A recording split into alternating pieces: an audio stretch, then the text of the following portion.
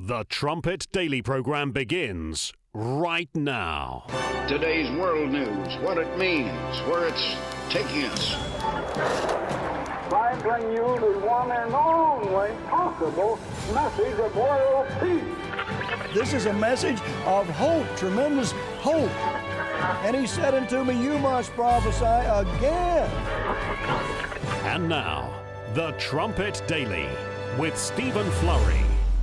Hello again, everyone, and welcome back to the Trumpet Daily radio show. Great to be with you here at the start of another work week. We're glad that you can join us. We had the final showing, at least for this segment of shows, the final showing of Celtic Throne just yesterday afternoon. A loud and raucous crowd of, I think, about 350 people or so.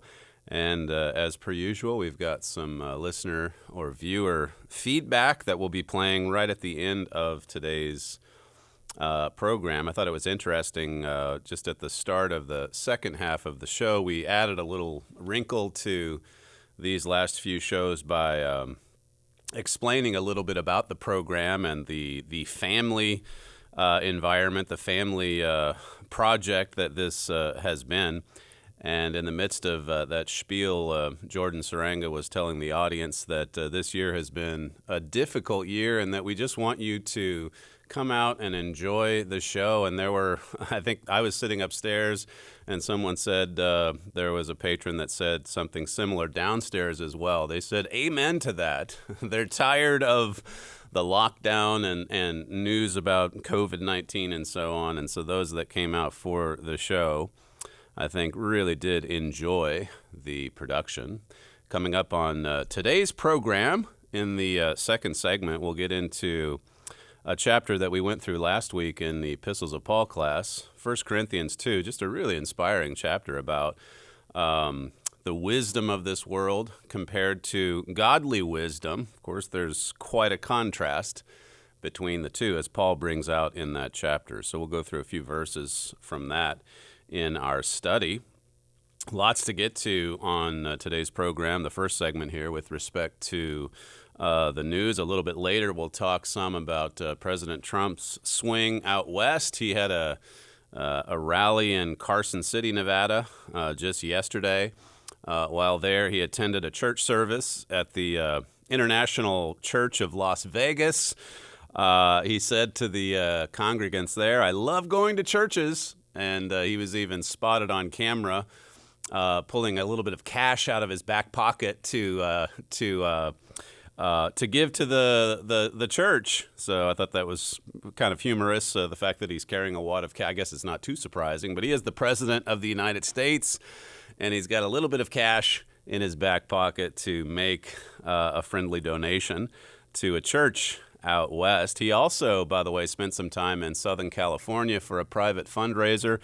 We've got some footage of the motorcade as well. Just lots of crowds everywhere that he goes. And this is California. I mean, this is a deep, dark blue state. And yet you look at the crowds outside to just catch a glimpse of the motorcade. Pretty amazing.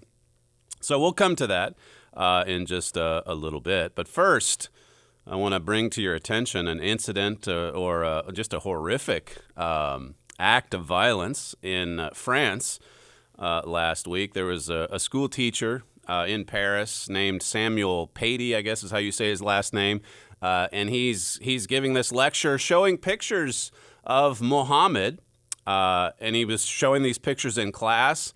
He was giving a lecture, by the way, on free speech. And not surprisingly, the lecture sparked outrage within the Muslim community across Europe. And so on Friday, this radical Islamist beheaded Mr. Paty in broad daylight, just cut his head off for showing a picture of Muhammad. Now, the reaction to this, you've got the outrage in the Muslim community, but then you look at the reaction all across France. President Emmanuel Macron, he said the attack, well, he called it an Islamist terrorist attack. He did not sugarcoat it in any way, and he said that this was an attack on freedom of expression.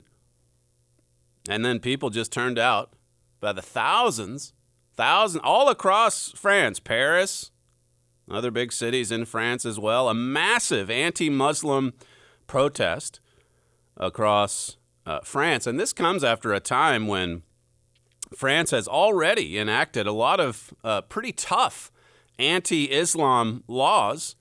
And I think what's especially significant here is to see just how the tide is turning in Europe, this anti-Islam sentiment. It was not that long ago when you had administrations, well, similar to Barack Obama's, I guess, where they didn't even want to talk about Islam in any kind of a negative light. And it was the same. It was the same all across Europe. But when you think about just what's happened, Macron is, I guess he's more of a moderate leader, or he's seen as such. But he came out pretty strong over the weekend. Here's what The Spectator wrote. That Macron even gave an anti-Islamism speech was itself a sign of how fast the debate is moving in France. Spectator says 5 years ago, when Fox News referred to no-go zones in Paris, the city's mayor threatened to sue. They were threatening to sue Fox News just 5 years ago for talking about these no-go zones. It says, now we have an avowed centrist like Macron warning that the final goal of the ideology of Islamism is to take complete control of society. So here's the centrist leader, and then tens of thousands of people in France taking to the streets in protest. Oh, and never mind COVID-19, by the way. Never mind social distancing. Look at these crowds. Tens of thousands just squeezing close together because, well, this is important. It's important that we speak up for free speech. This world, you think about the prophesied clash, Daniel 11. Look at how much is happening. Going back to the comment that was made even at the performance yesterday. I know this has been a difficult year. This has been a crazy year. And we want you to come out and just enjoy this beautiful program, this beautiful performance, this uplifting and inspiring performance. It's easy to get lost in the politics of America right now. We're just 2 weeks away from the presidential election, but look at the dramatic and rapid fire changes that we're seeing all across the world. It's never going to be the same. It's never going to go back. And now you have this anti-Islamism, and it's rising rapidly all across Europe. One picture of Muhammad, and here's this teacher beheaded in broad daylight. And of course, just ordinary citizens in France, outraged that something like this could happen in a Western democracy. You can feel it building toward this clash. Daniel 11 and verse 40. A Christian Europe or a Catholic-dominated Europe against radical Islam headed up by Iran in the Middle East. That's prophesied in our Bible.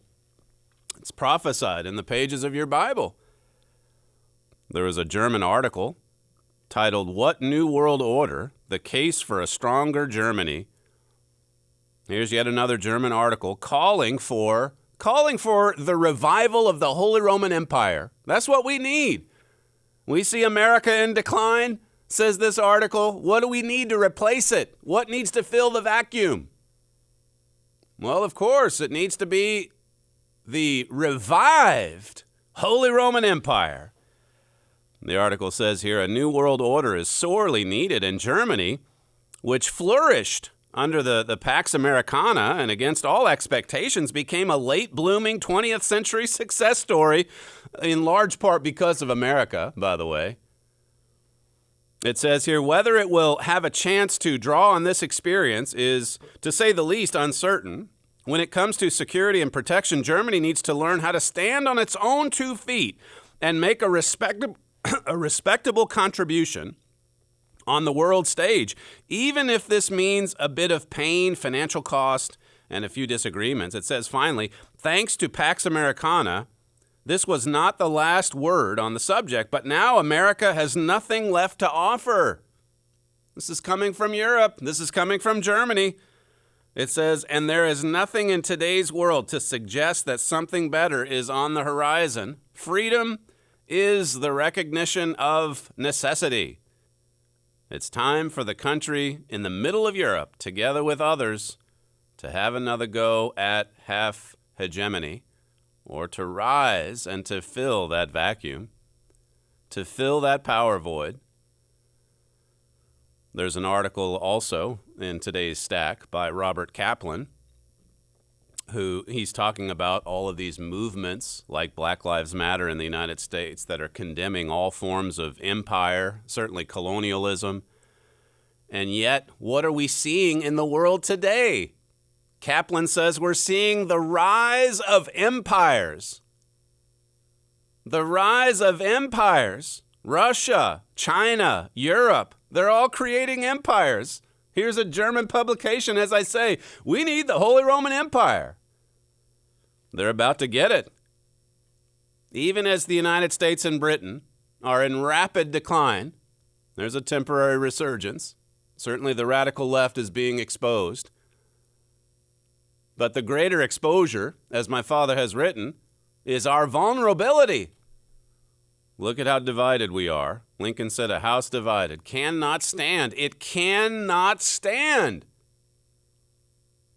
Are we about to experience another uniting of the country, like in the days following the Civil War? Well, those were a few painful years as well, as the country tried to come together. But you look at what God used Abraham Lincoln to do almost single-handedly. Here's a president back in the 1860s calling upon the United States, calling upon national repentance. We don't see that today. We certainly have a stronger leader than what we've had in recent decades. There is a temporary resurgence. God had mercy when we didn't deserve it. But where is the national repentance? You don't see it. You just don't see it. There's another article here from War on the Rocks, arguing that the U.S. should build up Europe. So you have Europe, or Germany specifically, calling upon Germany to rise up, to lead the Holy Roman Empire. And then you've got these U.S. commentators saying, look, we need to build up Europe so they can just go it alone. And of course, you know about President Trump's foreign policy. He wants to pull all of the troops home. He wants to get out of Europe. He wants to stand alone. He's heading in that direction. This country, I should say, is headed in that direction. This article here says Washington should want the European Union to be a much more prominent and capable actor on the world stage, because the U.S. urgently needs strong and able partners as its own strategic attention shifts more and more to the Indo-Pacific. So, I mean, it seems like it makes sense from a trade standpoint and so on. But look at how rapid these prophetic developments are. Prophecy, the pace of it is accelerating, and hopefully you can see it. If you look at the news here in the U.S., as I say, President Trump's swing out west, the fact that we're just a couple weeks away, and then you have all of these scandalous revelations about the Biden family, Hunter Biden's laptop that he just turned into a computer repair shop a year and a half ago and never picked it up. And here now that laptop is in the hands of the FBI, and you've got others that have copies of the hard drive. And all that's being revealed, the Federalist had an article the other day about why no one is talking about impeachment. And it makes a pretty effective point going back to January and February. Remember Nancy Pelosi and them saying, impeachment's forever. Impeachment is forever. Even if the Senate doesn't vote to convict, still, he's got that permanent stain on his record. And we're going to be bringing it up over and over and over again, right up until the November 3rd re-election or the November 3rd presidential election. And as the Federalist brings out, you haven't been hearing the Democrats talk about impeachment, have you? They haven't brought it up. Why? What's the reason? Well, listen to this from the Federalist. It says the basis for the impeachment, for those whose recollections are understandably shaky, was that President Trump pressured the president of Ukraine to launch investigations into the energy company Burisma for the purely political purpose of hurting Joe Biden. Central to that allegation was the argument that Trump and the United States had no legitimate interest in seeing Burisma investigated. It says, if the trove of emails from Hunter Biden's laptop are accurate, and they have not been disputed, then this argument falls to pieces. You go back to why the president was impeached in the first place. He was calling for Burisma and the Bidens to be investigated. And Democrats screamed, saying, well, that's politically motivated. And now you look at all those emails between Hunter Biden and board members of Burisma, and the fact that they were meeting with Joe Biden, then vice president, and the fact that Joe Biden went into Ukraine and insisted that Ukraine prosecutor get fired. Remember what he said? I was there 6 hours. I said, you're not getting the $1 billion. Well, you don't have the authority. It's Barack Obama. And what did Biden say, by the way? He said, go call him. Go call Obama, which makes you wonder, how much did Barack Obama know about all of this pay for play that was going on in Kazakhstan, in Ukraine, in China, in Russia? How many people were on the take? Even in the emails themselves, there are indications that there was a cut for Pop, for the dad, for the leader of the family. That would be Joe Biden. And now you wonder, well, when are we going to have some revelations about the Obama family? And you know all about Hillary Clinton and the Clinton Foundation and what they were up to when she was Secretary of State. They're quite good at this, a lot of them. Pay for play. Well, I mean, we'll give you a favor here and there, but you better make sure you make a nice donation to the foundation.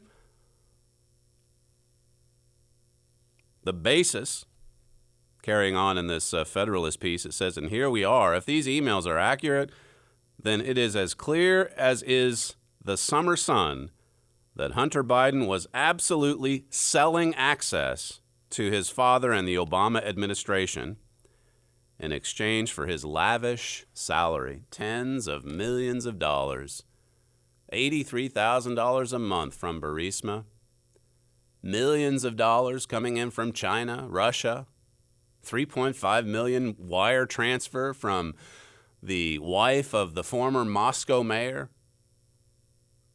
Russia, China. I think the way the media reacted to this last week, the cover-up, and then the censorship coming from big tech, they know how damaging this story really and truly is. They know that Joe Biden is in trouble. All of this damning evidence. So what's their approach? Just blot it out. Don't even bring it up. If there's a town hall with Joe Biden for 90 minutes, don't even ask a question. Just cover it up. And then Joe Biden gets asked about it. And he angrily responds and says, it's just a smear campaign. That's like you to bring this up. You can't even ask the question. I thought this was interesting yesterday. This didn't have to do with the laptop necessarily, but you see the same spirit.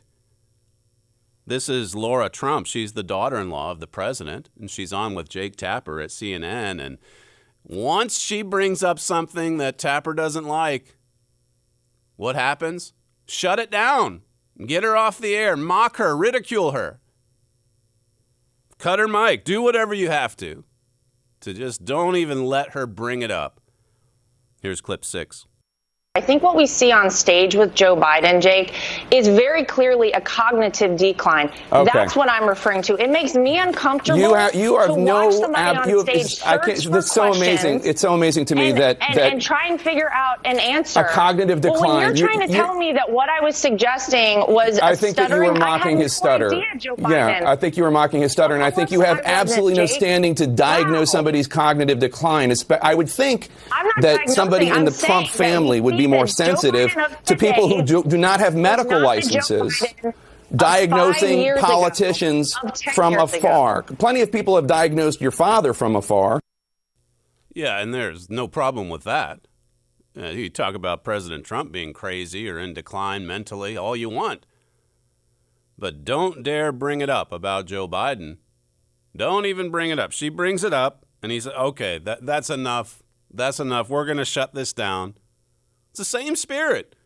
We saw it last week. Just don't even report on it. Just call the New York Post a tabloid. Call it a smear campaign. But what about the exchange? What about the email? What about what's in the emails? What about the actual evidence? President Trump, when he was in Carson City yesterday, he talked about this revelation of Hunter Biden, the Biden family, the laptop, and all that it revealed. And here's what he said, clip 3. So they find this horrible, horrible laptop of Hunter. Where's Hunter? Where's Hunter? But Joe is far more corrupt than Hunter, because Joe knew Joe's getting a piece of everything. They have it in the email, 10% and 50%. But Joe is far more corrupt than Hunter. But what happens is they say, where's Hunter? And they see what's going on. Everybody's looking for him. Everybody wants to find. And all we're hearing is that you can't talk about this kind of thing. You can't talk. Can you imagine if that were Don Trump Jr.'s laptop? Or Eric Trump, who's such a fun... These are good kids, but they have just been brutalized by these maniacs. That's President Trump yesterday in Las Vegas. All of these revelations, and you just can't talk about it. And as he rightly points out, if the roles were reversed, that's all that they would be talking about. The laptop. They don't care how it now they're concerned about the process. Now they're concerned about leaks all of a sudden. Now they're concerned about how this was revealed. Now they're adding that it's Russian disinformation even, as I covered last week. Before, process didn't matter. Illegal leaks, felonies, whatever. I mean, once it's out there, we've got to address the dossier and all of the allegations in that document. And none of those were true, but that's okay. Spread it. Spread it as far as it'll go. Keep an investigation going on 3, 4 years. Just keep it going on for years and years and years. That's no problem. What a difference when you look at the way they're approaching this. This is from Breitbart on Friday. An advisor to the Ukrainian energy company Burisma suggested in an email in 2015 that Hunter Biden was expected to provide deliverables for the company, including the ultimate purpose of stopping cases, pursuits into the company's founder. Well, here's why you're hired. Why did he get hired? Didn't know the language, didn't know anything about energy. He's hired as what? Well, his job is to take care of these cases, these investigations. And did he ever? It says the email contained in a batch published by Ken LaCourte in the Media Action Network is reportedly from the same laptop that has been the source of recent articles for the New York Post. It says the emails make clear that Biden and his partners were expected to arrange meetings with U.S. and Ukrainian officials with the goal of improving Nikolai's case, that's the head of Burisma, Nikolai's case and his situation in Ukraine. And then it goes on to talk about, well, some of the contents of that email exchange. Pay for play. The president said yesterday this was like a cash machine for Hunter Biden. The cash just kept rolling in. So long as he'd give out the favors, the meetings with top U.S. officials like his father, and then in the case of that prosecutor, he got fired. That was clearly a quid pro quo, and one that they bragged about while the cameras were rolling. Yeah, I came into Ukraine. I said, you get rid of this prosecutor, or else you don't get $1 billion of aid. That's right out there in the open. Clear as day. Broad daylight. Here's the president again from his rally yesterday in Nevada. Clip 1. Joe Biden is, and always has been, a corrupt politician. He always has been. And as far as I'm concerned, the Biden family is a criminal enterprise. It really is. Look at what's going on. It's a criminal. You know, I don't know what's going on with the Democrats, a very powerful party, but it's not the Democrats. It's the Democrats plus the fake news media. And then it's also including big tech. Okay? Here it is. It's me. I'm all you have between your Second Amendment and chaos and all the problems. It's me. I'm all you have. He's standing with the people, and look at what he's going up against. I have another clip where he talks about the swamp. You know, the language he used from 2016 when he was campaigning, and he says, you know, I didn't think it would be this bad. Here's another from Breitbart. It says, newly obtained emails from a Hunter Biden business partner lay out in detail how the vice president's son and his colleagues used their access to the Obama-Biden administration to arrange private meetings for potential foreign clients and investors at the highest levels of the White House. You don't have this authority. Well, go call Barack Obama and see about the authority I have. Go call him. According to that video, which the whole world has seen, Barack Obama was quite all right with this.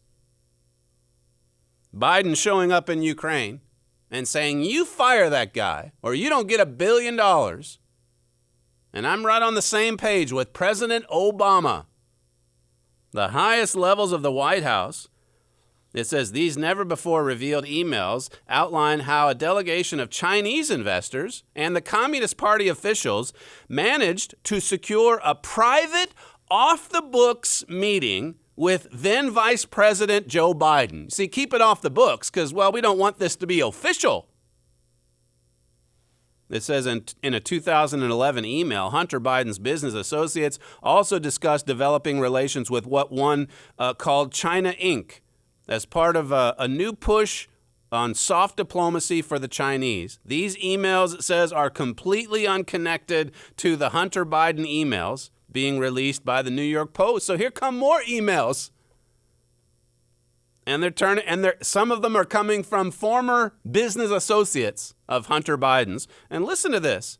These are the people that he hung out with. These are the people that he worked with. It says, these and more explosive, never-before-revealed emails were provided to Schweizer by Bevan Cooney, a one-time Hunter Biden and Devon Archer business associate. Cooney is currently in prison, serving a sentence for his involvement in a 2016 bond fraud investment scheme. It's a friend of Hunter's. He's been serving a prison sentence, and it says here, Devon Archer, who was also convicted in the case, saw a federal judge vacate his conviction. But an appellate court overturned the lower court judge's ruling, reinstating Archer's conviction in the case. It says Archer, Hunter Biden's longtime business partner, awaits sentencing. And you would think the media would say, wow, it sure smells like a scandal of epic proportions here. Instead, it's blotted out. You bring it up. Okay, if that's where you're going, interview is over. Or if I'm the moderator of this town hall, it's not even going to be brought up. We're not even going to let one question get through. This is what the President of the United States is going up against when that computer shop owner, by the way, handed over the laptop to the FBI. Rudy Giuliani says that, you know, he feared for his life once he saw some of the things on that laptop. And he told the FBI agent that, you know, I'm worried here about my own well-being, my own safety. And according to some reports, according to Rudy Giuliani, this FBI guy said, well, you don't have anything to worry about if you keep your mouth shut, if you just keep quiet. Isn't that amazing? No investigation even coming from the FBI. It's incredible. I read through that article from my father, 2004, The Deadly Left-Wing Media. And we were right on this. Spot on, 16 years ago. Everything that this current presidency is going up against, you've got the radical left, these maniacs, as he said in his speech yesterday, and then this deadly left-wing media. As I say, even the president himself is shocked at how bad it really is. Listen to clip 4. When I said, drain the swamp, I didn't know it was this bad. But send them a message that they will never forget. Show them that the American people are still in charge. 2 weeks away. 2 weeks away from the presidential election, and despite all of this that he's going up against, as I said, he heads out west, and the motorcade goes through Southern California. Look at this footage, clip 5. Look at the motorcades going. Yeah. Just to get a shot. Just to get a shot of the president as he was driving by, and he's on his way to a private fundraiser. Everywhere that he goes, you know all about the rallies, tens of thousands of people turning out to see him. These, as the president has said before, these are the opinion polls. Never mind the fake media and what they say about who's way ahead or who's way behind. Look at the crowds. There's something to be said for the crowds. You're listening to Stephen Flurry, and this is the Trumpet Daily Radio Show. If you'd like to email the program, you can send comments to td@kpcg.fm. We'll be right back.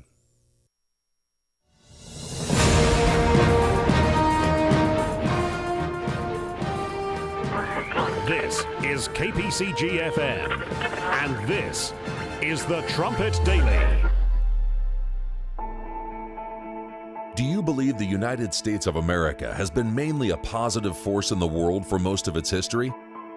Do you believe that America was at one time a great nation? The United States of America was founded on many biblical principles that were incorporated into the Constitution. This lent to its success and positive influence in the world. But the America of then is not the America of today. To anyone examining the current state of America, this should be alarming. It has been a great nation in time past and is experiencing a temporary resurgence in these end times, but it will only be exactly that, temporary. Our free booklet, Great Again, will explain America's status. It will prove that God has been intimately involved in the rise and resurgence of America under President Donald Trump. It will also explain why God is saving America temporarily, how He was doing it, and what is yet to come in America. There is a spiritual dimension to America's rise and decline as a superpower. This free booklet will explain this dimension and how God will soon make America truly great again. Request your free copy of our book, Great Again, at our website, thetrumpet.com. This is KPCG-FM, and this is the Trumpet Daily. Last week, as I was saying at the start of the program, we went through chapter 2 of 1 Corinthians. Just trying to get my notes straight here, but we went through chapter 2. This is the Apostle Paul. You know about a little bit about the the congregation at Corinth, which had some struggles, some troubles, and Paul addressed and corrected them for these things in his letter to Corinth. And I covered, I think, more so last week than I did. I just kind of alluded to it today with that 2004 article that my father wrote about the deadly left-wing media. But he makes the point in there that the more you see such hatred of the truth, the more we ought to see just how precious God's truth is. And I was just thinking about that statement as I went into the epistles class, and we went through 1 Corinthians 2, just a powerful, powerful chapter, where Paul says here in verse 1, "And I, brethren, when I came to you, came not with excellency of speech or of wisdom, declaring unto you the testimony of God, for I determined not to know anything among you, save Jesus Christ, and him crucified. And I was with you in weakness and in fear and in much trembling." That's 1 Corinthians 2, verses 1 through 3. Paul said that when I came to you, look, there were a lot of trials, tests, tribulations, and so on. But I determined not to speak with excellency of speech or of the wisdom of this world, but to just give you the plain truth, to just tell you the truth and to help you realize how precious it is. That's essentially what he's saying. And verse 4 says, "And my speech and my preaching was not with enticing words of man's wisdom, but in demonstration of the Spirit and of power." So when I came to you and I taught or conversed, I didn't use the flowery language that's so prevalent among scholars today, or back in Paul's day. He had just come from Athens, by the way. He had his encounters with the scholars of the world. But he says, look, I just wanted to give you the simplicity of God's truth. And you know, if your eyes are open to the truth, if you're discerning, you know that this message, this testimony, this gospel, you know it was backed by power. That's a pretty effective point to make there as well. Spirit and of power. It was a demonstration of the Spirit and of power. That's what we need. That's what sets us apart from all other worldly organizations or institutions. That's what sets us apart from the traditional Christian world, is you have the truth and you have it's backed by power. The power of God. The power of God backed the Apostle Paul, the miracles that he performed, the inspired messages, the inspired letters that he wrote. You can just look at 1 Thessalonians 1 and verse 5 later, where Paul said, "For our gospel came not unto you in word only, but also in power." So the gospel is not just proclaimed in word only. As I was saying to the students last week, there's plenty of people in the world today that can open up this Bible and just give you some quotes, give you some verses from it. And yet look at how many different interpretations there are of the truths contained in the Bible. Look at how many differing opinions there are. Mr. Armstrong would come along and say, look, what I'm going to give to you today, it's straight from the Bible, and you go and prove it. See it for yourself. There was this flight attendant, by the way, on my flight from Salt Lake City to Phoenix a couple weeks ago. She saw that I was reading the Wonderful World Tomorrow book, and she thought that was interesting. It led to a conversation, and by the end of it, she was taking a picture of the cover of that book so that she could look into it later. And when she did that, I immediately thought, well, there's everybody and their dog on the internet is so critical of Mr. Armstrong. You can see why he has so many critics, because Satan hates the truth. And look at what we're facing just in the world of news coverage, as I've been discussing. Satan wants to blot it out. So I told this woman, look, if you go online to hunt for that booklet, just know that you need to read the booklet and see what the booklet says, and never mind what some critic says, never mind what some scholar says. Look into the Bible. Look into it for yourself and see what God has to say. Hopefully she'll do that. Because if she reads it, if she actually studies it, it's going to be a real eye-opener for her. She's looking at this world today. This is an older woman, probably in her 60s, 70s, I don't know. She's still working. She seemed very happy, on the plane and so on. But I'm sure she's like a lot of people that have seen what has happened to their country, especially in these last few years. You would think there'd be even more. Just deeply concerned about what's happening in the world today, just how fast these prophetic events are unfolding, as I said in the first segment.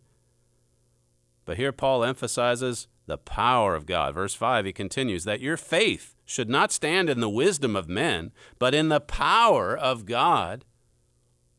That's what our faith needs to rest on, not the wisdom of men, but the power of God. What about God's power? That's the same power that comes into our minds upon baptism, or repentance and faith and baptism and the laying on of hands. And then you receive the power of God, and that power begins to miraculously change our nature to where we begin to think and behave and act like God. It's a process, of course. But look, even in God's church, you look at some of the history with the Worldwide Church of God, you look at what that church went through during the 1970s, you read Raising the Ruins and see what happened right after Mr. Armstrong died. And a lot of those top ministers, so many of them, too many of them, were impressed by worldly wisdom. They were impressed by the wisdom of men and not so much the power of God. Yet when you look at the work that God did through Mr. Armstrong, Zechariah 4:6, not by human might nor power, but by my Spirit, says God. He raised up that end-time type of Zerubbabel and did a powerful work through him. He was backed by the power of God. So was the Apostle Paul. And Paul says here, I didn't come by the wisdom of men. And he could have, by the way. He grew up as a strict Pharisee himself. Highly educated, learning at the feet of Gamaliel. He was persecuting Christians, thinking he was doing a service to God. And then God struck him down. God converted him to the truth. The Spirit of God entered into his mind. And then by that point, or from that point on, Paul was led by the Spirit. He was backed by the power of God. Verse 6 says, howbeit we speak wisdom among them that are perfect, or that are spiritually mature, is the meaning there, yet not the wisdom of the world, nor of the princes of this world, that come to naught. Mr. Armstrong in 1946, when he was thinking about establishing God's college in support of the work, Ambassador College was established in 1947, as many of you know. But in 1946, here's what he said about what he was thinking. Today, the truth appears as mere foolishness to the highly educated in this world. None but the fool says there is no God. Yet surveys show most college graduates say that there is no God. Mr. Armstrong says, educated fools. That's what they are. The fool, Psalm 14 and verse 1, it's the fool that says there's no God. And here we are, we're so educated, so sophisticated, and so far removed from God and his truth. As my father said in that left-wing article, when you see what Satan's doing to blot out the truth, or words to that effect, well, it just makes you realize how precious the truth is. Here's what Mr. Armstrong said. This is God's work, and several months ago, God showed me, as if by special revelation, that the time has come to found a college in connection with his work. Where today are young people who wish to dedicate their lives to God to go to find true education? Where do you find this today? How unusual and unique the work of God is, and God's college, God's educational program. When you look at what it is a little educational program. There's not that many people involved in it. And yet, as was explained to those who attended the concert yesterday, here, this glorious display, it's put together basically by a few families, a handful of families living right here in and around Edmond. It's pretty amazing what God can do, even though it starts as a mustard seed, a small beginning and such. Mr. Armstrong says, God showed me the time has come to establish an educational institution based on truth, on God's revelation of truth, supplemented with those facts of natural and exact sciences which man has been able himself to discover, and all based on and explained by and in harmony with the Bible. The Bible. It doesn't contain all knowledge, but it is the foundation. That's the foundation on which you build the entire edifice. The church, it's that spiritual temple. Paul has something to say about that in 1 Corinthians as well. Verse 7, he continues, but we speak the wisdom of God in a mystery, even the hidden wisdom which God ordained before the world unto our glory. Paul says we're speaking in a mystery. The world doesn't understand this. They don't grasp the truth. It's like a secret. So why? Why would God conceal it in that sense? Well, it's just not time. There's a time order to the way God's working out his purpose. I don't have time to get into all the verses, but he's calling out a few. The first fruits harvest, spiritual Israel, the Israel of God, Galatians 6:16, to be prepared and trained as the bride of Christ, to assist Christ for all eternity. When the family of God then brings in all of the untold billions and billions of human beings that have lived and died without ever having knowledge of the truth, they'll have their opportunity. But right now, we'll look at verse 8, which none of the princes of this world knew. They didn't know the mystery. Even the princes, even the top leaders. Paul said this. That's pretty straightforward. Did people on a mass scale, did they accept the message, the gospel of Jesus Christ? Did they accept the message, the gospel of the Apostle Paul? He said in 2 Timothy that everyone in Asia, there was a huge work in Asia, in Ephesus and Miletus and all the surrounding areas. Paul was there for 2 years at the school of Tyrannus. He was teaching, instructing. And then you get to the end of his ministry, and it was pretty much, the truth had pretty much been blotted out. Paul says everyone in Asia left, Timothy, everyone. This is what God's church has always encountered. Satan hates the truth. He wants to destroy the truth. And the more and more you see this, the more and more you should appreciate, as my father said in that 2004 article, the more and more you should appreciate just how precious and valuable the truth of God is. When we come back, we'll conclude today's program with some feedback from the final showing, at least in this interval, the final showing of Celtic Throne in Armstrong Auditorium yesterday afternoon. You're listening to Stephen Flurry, and this is the Trumpet Daily Radio Show. If you'd like to email feedback, send us comments, td@kpcg.fm. We'll be right back.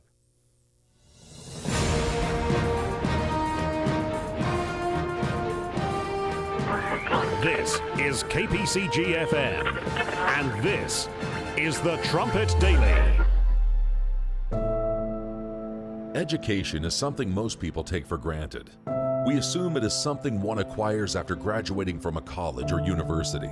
Yet, the 20th century knowledge explosion has done little to solve the problems of this world. Crime, broken families, suicide, disease, mass illiteracy, and poverty. Why, in a world filled with so much advanced material knowledge, are there so many unsolvable problems? Why, after 6,000 years, has mankind been unable to find the solution to its escalating evils or to the number one problem it now faces? that of human survival. Our free booklet, Education with Vision, will show you what is wrong with education today. It will show you what is true education with vision and how to achieve it. Request your free copy of Education with Vision at our website, thetrumpet.com. This is KPCG FM, and this is the Trumpet Daily.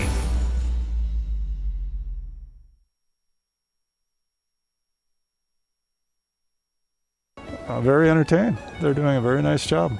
I didn't know exactly what to expect, and I would say I think the performers are doing great. I think the musicians are doing good.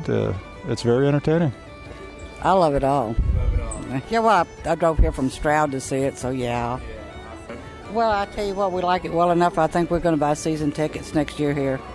Oh, I think it's been wonderful. I've enjoyed all of it. My husband's really been excited, too. It's just outstanding. Outstanding. That's all I can say. That's my year's worth of culture right there. It was wonderful. I mean, it's a good blend between Celtic, Irish dancing, contemporary ballet, it's really good. I like it. Well, all the dancing, it was so cool. Amazing. It was very energetic. It was, just kept the audience engaged and really connected with the dancers. It was just very exciting. I really enjoyed the coordination between the dancers. I really like how they're all able to stay in sync so well. It's really impressive. I think it was just awesome in general, especially the tap dancing. The valley dancing was actually really good. I really enjoyed it. I'm really impressed. I think it's been very enjoyable. I enjoy that we're at the top balcony so we can actually see the formation. Generally, we get the closer tickets, and I'm happy that we didn't because they are doing a wonderful job. I like the Highlanders dance. I thought that was pretty good. I like the one with the lightning. That was my favorite. Dramatic. And I'm dramatic, so. I absolutely loved it. The strength and poise that all the dancers have. They're so in sync. It's lovely to watch. They are beautiful. It's amazing how much energy they have even after they've been dancing for so long, and then they still are able to hit all those high kicks. The facial expressions that they have make the story so much better to watch. I love the energy that they give. I wish I could pull my legs up as high as those kids do. It's been wonderful. We're really enjoying it. It's great. Absolutely awesome. Yes. Changed so quickly in like 10 seconds. It's amazing. The last show with the clock was pretty awesome. The human clock. Very, very awesome. Very moving. Very moving. Emotional. Yeah, we've really enjoyed it. My kids are riveted, and they're never riveted. So I think it's amazing. I've literally been on the edge of my seat ever since I even gotten here. I'm like, good. I loved it. I loved it. I liked it all. It was amazing. The kids were really into the parts where people in the audience were clapping. That was what they really got into, and I like that part too.